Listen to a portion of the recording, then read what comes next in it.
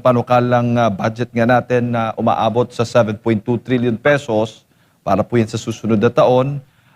Mas mataas ito 6% kumpara ngayong taon. Ano ho yung mga nakikita? Makatwiran ho ba ito? Lalo na sa kalagayan o sa kasalukuyan pong estado ng ating ekonomiya ngayon. Alam mo, napakaraming rason kung bakit ako nababahala dyan sa 7.2 billion na budget na yan. Ano? Trillion. Unang-una, galing siya sa mataas na base na. No? So in the past 4 years, alam naman natin na maraming insertions dun sa previous budget. So kumbaga parang pinasok na nila yung mga insertions na yun dito sa kanilang National Expenditure Program. So 7.2. Nung panahon ng previous administration, ang average lang yan ay less than 4 trillion. Ano? So ngayon 7 trillion na. So isa yan sa pinakamalaking concern ko. Ikalawa, yung execution risk. No? So ano ibig sabihin ng execution risk? Yun yung paggamit mismo ng budget na yan. Kasi in the past nga, ang taas-taas ng budget pero ang GDP growth natin ay pababa. Kaya itong second quarter ay 2.3% na lang. Normally, pag malaki ang budget, so magiging stimulus yun ng economy para tumaas kasi dapat nagbibigay ng trabaho through the projects ang gobyerno. No? Pero wala tayong nakikitang pagbabago, imbes tumataas pa ang unemployment rate. Kasi ikatlo, ang pinakamalaking concern ko, uutang na naman sila kasi yung 7.2, ang program deficit niya ay 1.7 trillion. Okay? So kung idadagdag mo yan dun sa program deficit this year na 1.6, so malamang more than 21 or almost 22 trillion na magiging utang ng national government, no? As of now, yung debt to GDP ratio natin ay 66% na. 22-year high yan yung 66%.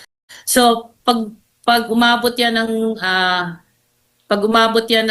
tawag dito ng 22 trillion, malamang over 70% to GDP na, since hindi naman tumataas ang ating GDP pero lumalaki ang utang. So ang mangyayari diyan, manghihina yung piso, tapos baka maging inflationary pa to kasi nga may supply constraints dahil hindi na ma-manage ng ating gobyerno yung supply constraints ngayon kaya mataas ang inflation. Opo. So napakaraming concerns. Opo. Pero doon sa issue ng prioritization, sa tingin po ninyo, tama ho yung pagbibigay ng priority ng gobyerno. Sa ngayon, may pinakamataas po yung education, pumapangalawang public works, pangatlo yung health, at pang-apat yung sa DILG at defense yung top 5 po. Na may pinakamalaking alokasyon po dito sa ating 2027 national budget. Anong masasabi po ninyo? Yun nga yung concern ko kasi in the past, malaki nga yung mga budgets dyan, kumbaga yung sinasabi nila sa press release nila ay mainly lip service kasi previous years na naman talaga mataas ang budget sa education, sa public works, pero ano ang resulta, 'di ba? Napakarami pang schools na hindi na itatayo or classrooms, tapos sa DPWH, talamak ang corruption, walang napapanagot. So malamang ganyan din ang mangyayari this next year. At next year pa naman, syempre mag-e-election na, no? So ang concern dyan ng mga politiko ay maka-raise ng funds para sa susunod na eleksyon sa 2028. Kaya napakalaki talaga ng execution risk dyan sa 7.2 trillion na yan. At sinasabi ko nga, in the previous administration, hindi yan tumataas ng 4 trillion, pero napakaraming naipatay yung mga gusali at mga airports tsaka mga pantalan. So ngayon wala tayong nakikitang ganun. Kaya mababa yung efficiency, kumbaga hindi efficient ang paggamit nila ng budget. Doon naman sa flood control projects, anong pangamba mo? Dahil kung hindi ako nagkakamali, nasa 107.4 billion pesos yung inilaang pondo para po dyan.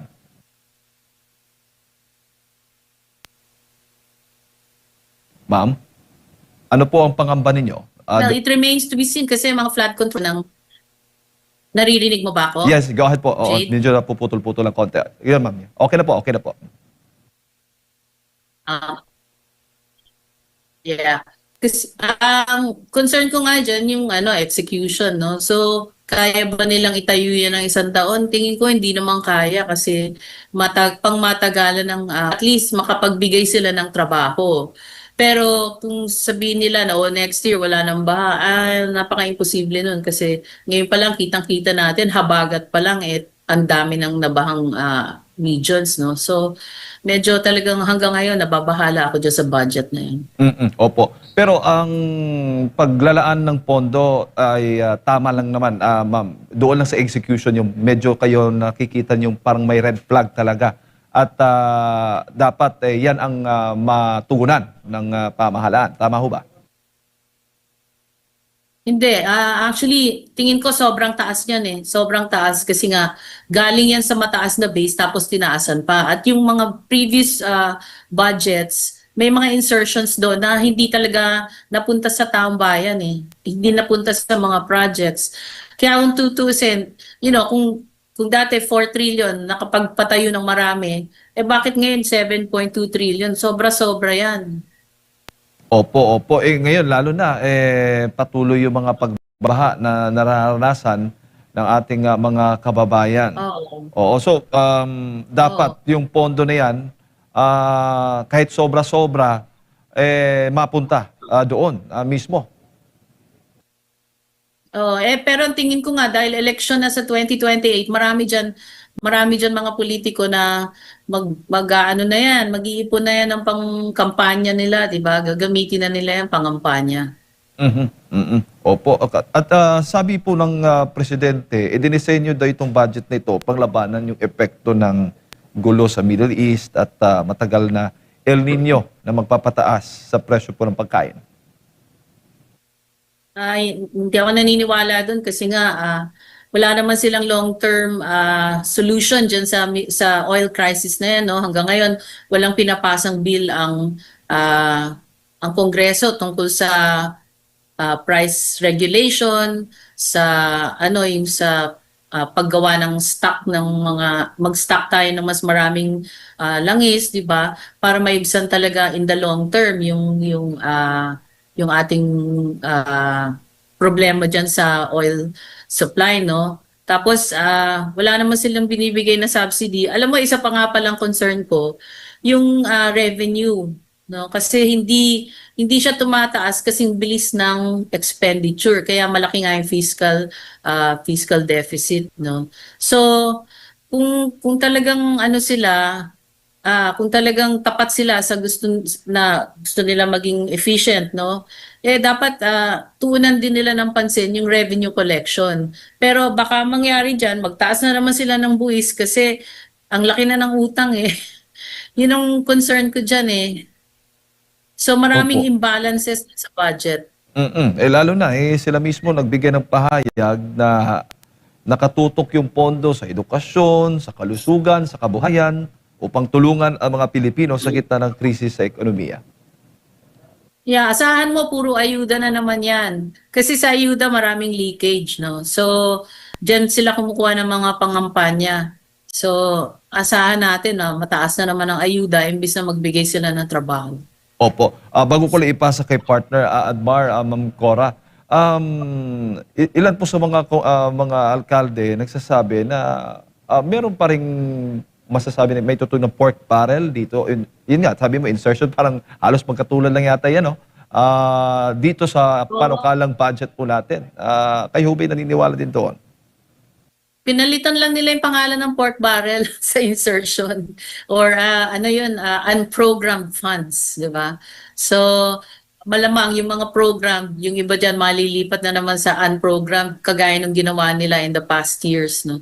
In fact, ang Supreme Court nga hinihingi yung BICAM report, 'di ba? Hanggang ngayon, ewan ko kung naibigay na nila sa Supreme Court kasi doon nagpapalit yung doon nagpapalit yung expenditure program compared to the government yung GAA, yung GAA, yung General Appropriations Act.